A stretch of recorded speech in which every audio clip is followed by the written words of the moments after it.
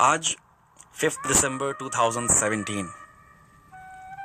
पिछले 7 सालों की तरह आज 8वें साल भी रायान की बर्थडे पे मैं विश करना चाहूँगा कि रायान आतिफ, आपको आपकी सालगिरह बहुत मुबारक हो। अल्लाह आपको हमेशा खुश रखे और मेरी दुआएं हमेशा आपके साथ हैं। तुम नहीं हो तो ऐसा लगता है जैसे वीरान हो राहगुज़र हयात,